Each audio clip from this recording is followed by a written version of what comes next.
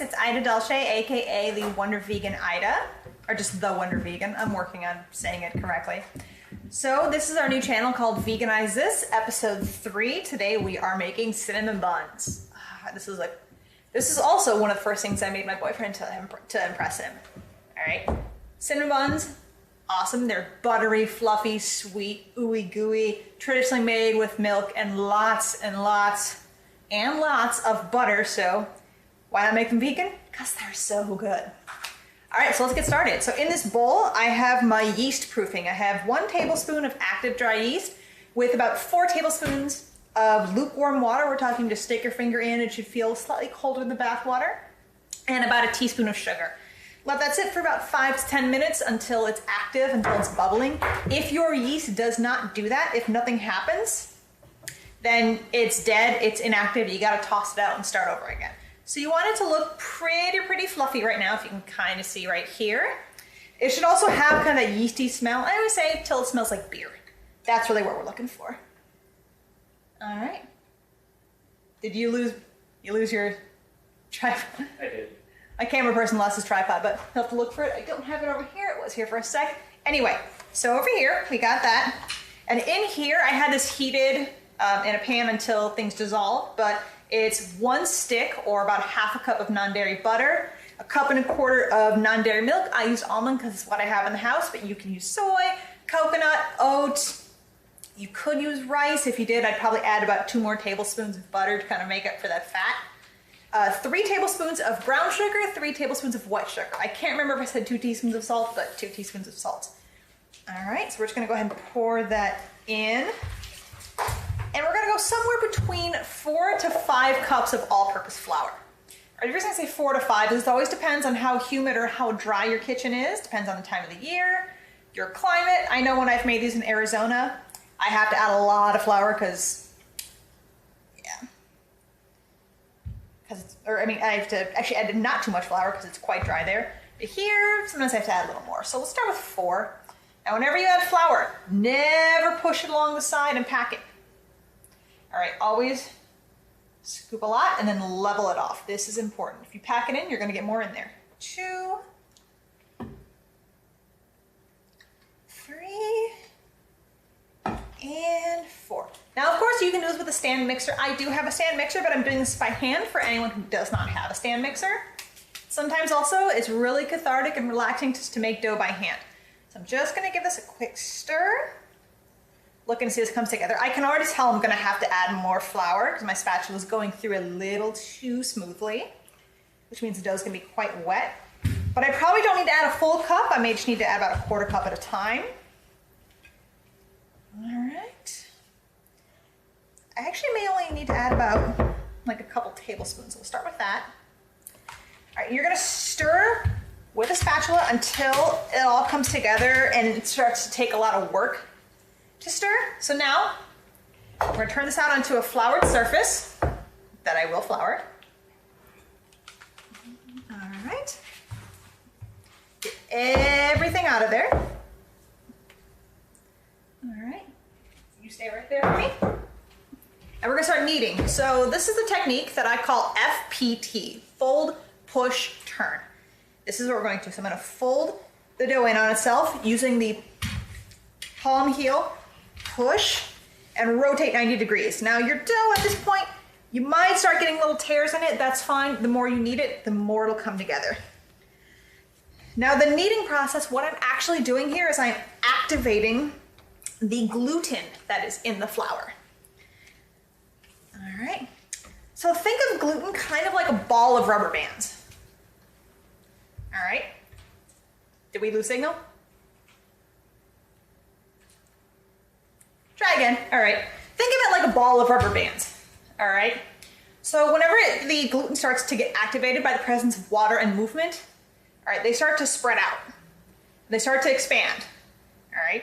But they don't like to be separated, so they start latching on to their friends or other glutens.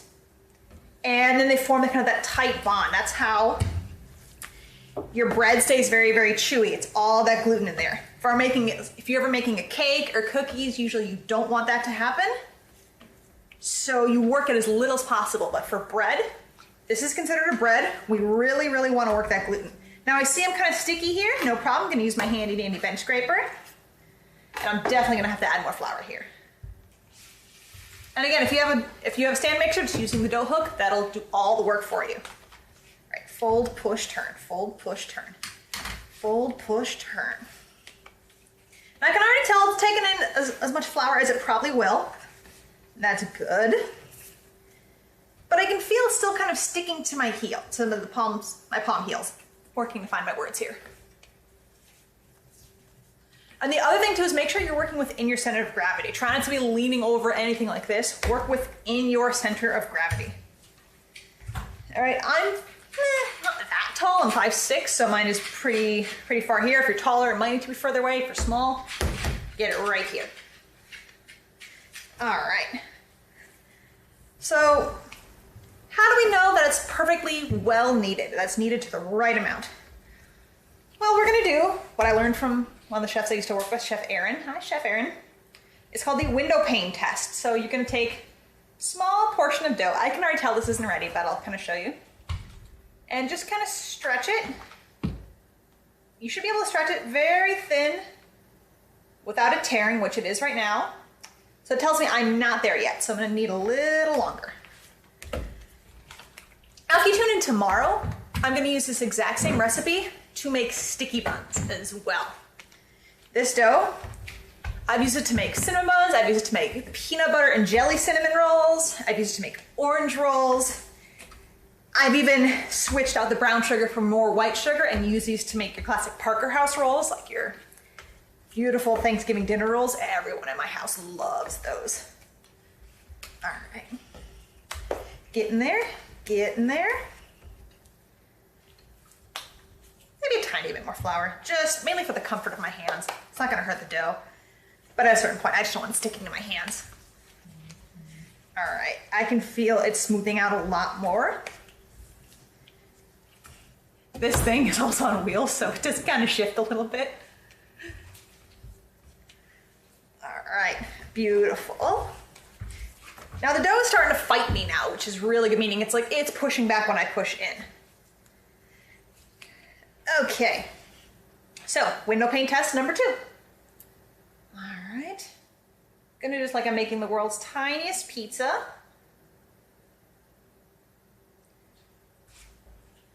All right, that looks good. So basically what I'm doing is I'm checking to see if I can see right through it.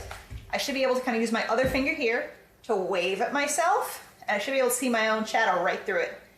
So beautiful, this is exactly what we're looking for. So next thing I'm gonna do is start kind of tucking in the bottoms of the seams right here. Just like this. I'm gonna go ahead and pour it back into this bowl. I know there's already dough in it, but I'm not bothered by it. It's just dough that'll latch back on. I'm gonna brush some melted butter. You can use oil, whatever you got. I just happen to melt a ton of vegan butter. All right.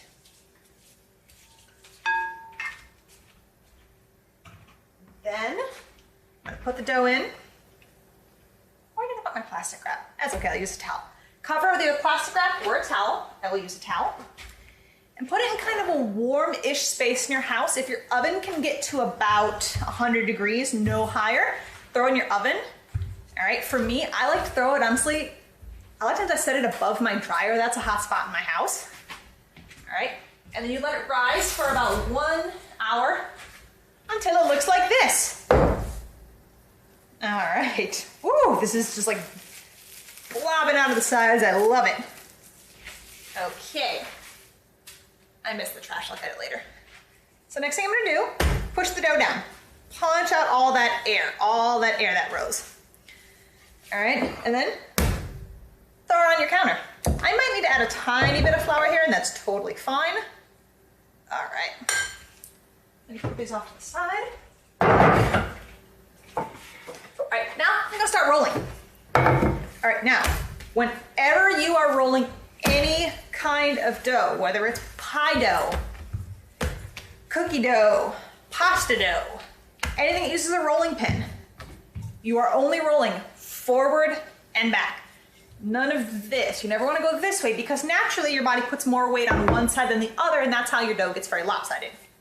All right, so what I'm actually gonna do is put my body kind of off center, because to get this to about 12 by 16, that's what I'm shooting for, I need to be able to get around it. So forward and back.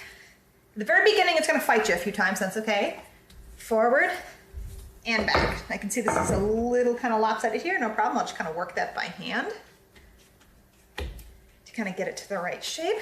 All right, I'm gonna check to make sure it's not sticking. Beautiful. Now I'm gonna go here. Forward and back. You can start in the middle like I do, or you can go from back to front, whatever works for you. Just again, none of this. Forward and back. Now this type of rolling pin, this one, this classic French style rolling pin, is one of my favorites just because I feel I get the most room.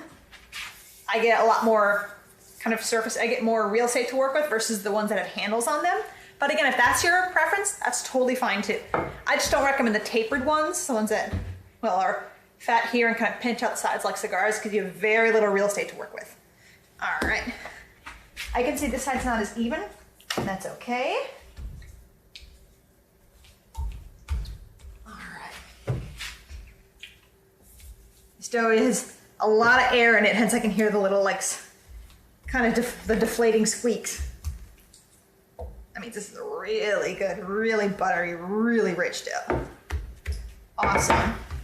So we're looking to get it probably about, I'd say 1/4 to 1/2 inch thick. That's kind of what we're going for. All right, I'm just gonna kind of use my hands to kind of work the ends here. Beautiful, awesome. Ooh, this dough just feels so good. All right, next thing we're gonna do is we're gonna get the rolling process started. All right, so I'm gonna brush this with, again, more non-dairy butter. All right. And like I mentioned before in my previous videos, I do make my own vegan butter, but you can always use Earth Balance. I love that stuff. Miyoko's, which is really great. Some brands like Smart Balance are finally vegan. Just double check the ingredients.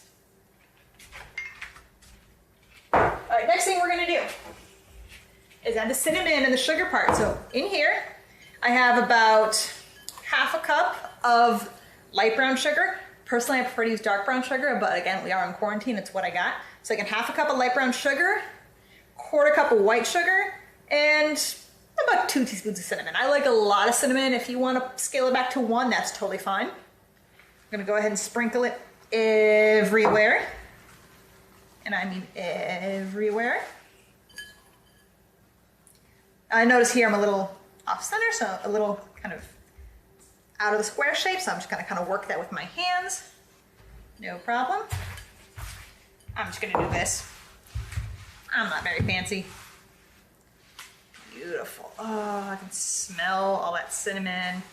Kind of working in with the butter. I'm so, so excited. Ah. Beautiful. All right, now to get started, when you roll, start from one side. Don't try to roll all of it at once at the beginning. All right, start with one corner and really push that in. And then kind of start working your way down the line. Ooh, this smells so good. Now give it one big roll. It will become easier to roll as one once you get further down the line. All right. Beautiful. Oh my God, I'm so excited for these. Ah. All right. Just look at how awesome this and how beautiful these are gonna be. Now keeping them seam side down. All right. I'm gonna cut these into 12. You can always cut them a little, if you want to do like kind of shorter ones, you can cut them into 16 to 18. I like big honkin' cinnamon buns, so I'm gonna cut these into 12.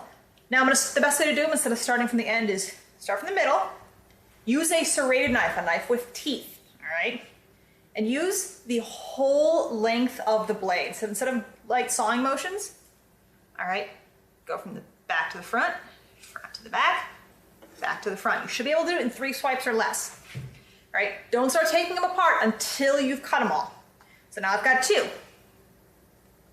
Back to front, front to back to front. All right. So that gets me 4. This will give me 4. Yes, I know math. Okay, now these I'm gonna cut into thirds. 1, 2, 3, okay, maybe 4. I'm trying to be a little cautious. Now that they're kind of turning into smaller rolls, I want them to kind of stay together. So this might take 4 to 5 cuts. That's totally fine. But again, use the full length of the blade. At this point, I'm actually, instead of sawing back and forth, I'm gonna pull. I take that back. I just did what I did. 1. You can also just do this if you're more comfortable. Just pulling towards you, but I like to give it a little push as well. Again, use the full length of the blade. Your blade is this long for a reason. And don't worry if they get a little smashed, because remember, they're gonna rise again, they will work themselves out. So let's find one from the middle. Look at how cute that is. Oh, it smells so good.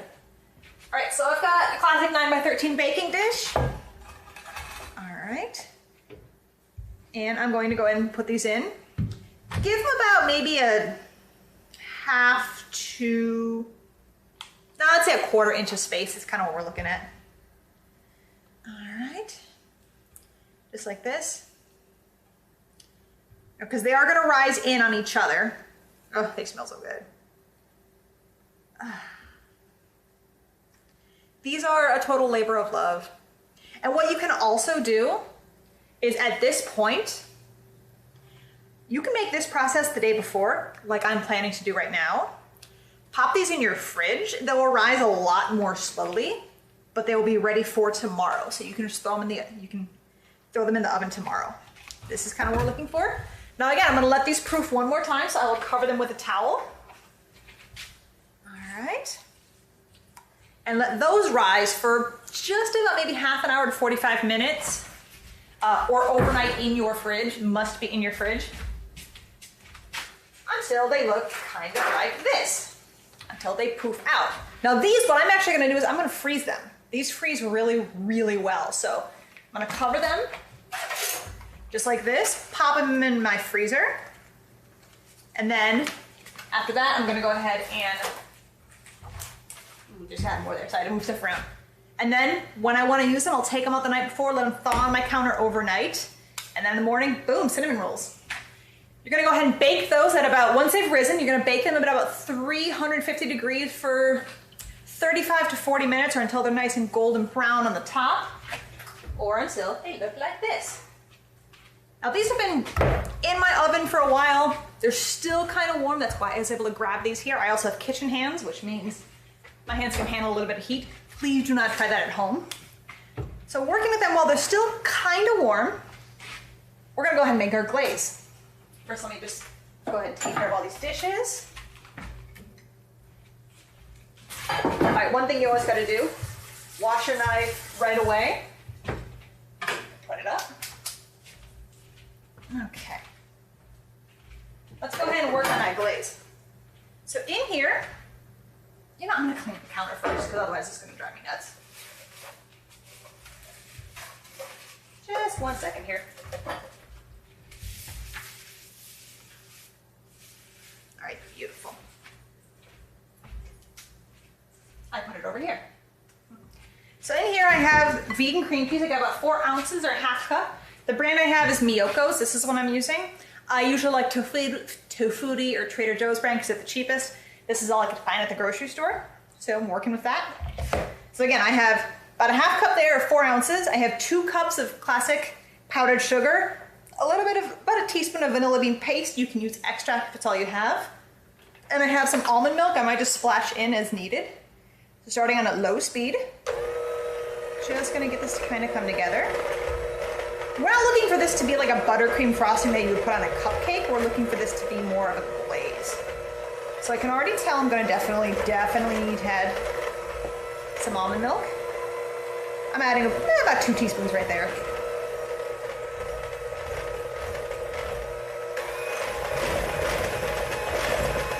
Beautiful. That might actually be all I need, but I wanna work this until I get all this until I get all the clumps out of the powdered sugar and the cream cheese, so it might be kind of loud here. So.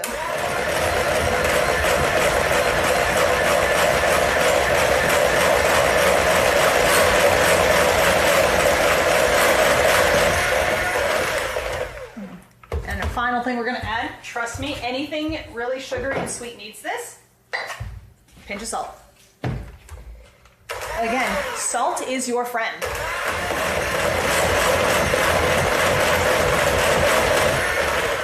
Beautiful. Sorry, I gotta go with my fingers. Ooh, so good. Oh yeah, beautiful. Now the reason you want to use a cream cheese frosting is you want to put these on. You want to put these on while these are still hot. And regular and vegan cream cheese have much higher melting points than butter, so they will kind of ooze a little bit, but won't turn complete liquid. So that's also why like red velvet and carrot cake frosting, which are very popular in the South, have cream cheese frosting. Is when you're in the Georgia heat, you want to make sure that everything stays set. But I'm just gonna pour this over. Again, not particularly fancy. Let me grab a better spatula to finish this. Oh, this looks so good. All right, because again, no cream cheese frosting left behind. Look at those cute, adorable flecks from the vanilla paste. Again, if you use vanilla extract, you won't get the flecks, but you'll still get that awesome vanilla flavor. Ooh, this looks so good. Spread it everywhere. Let it kind of get in all those nooks and crannies. Oh, these look so good. I lost my offset spatula in a move when we moved, and I have not bothered to get a new one because usually I used to use them for making cupcakes, but then I started getting really into piping, so I just piped those. So I know I gotta get another one. But working with what I have. Ooh, these look so good. Ugh. All right, awesome. I got enough in here to get this little corner. Beautiful. Awesome. Okay, so time to dig in. I'll use my little plate. All right. Which one's calling my name? I think this one is. All right, you can go in with a knife, but I'm just going in with my spatula because this should be able to get through pretty easily. I tend to like those center buns. But this looks so good. I'm just going in. But let's take a peek at this. All right, see? I'm gonna bring my camera person, bring the camera over that way. All right, look at the, kind of those like fluffy, beautiful edges here. You can tell it's got some nice sponge to it, but it's got, I can feel how soft and buttery it is. All right, time to go in for a bite. I'm not going in with a fork and knife. I'm going with my hands. I don't care.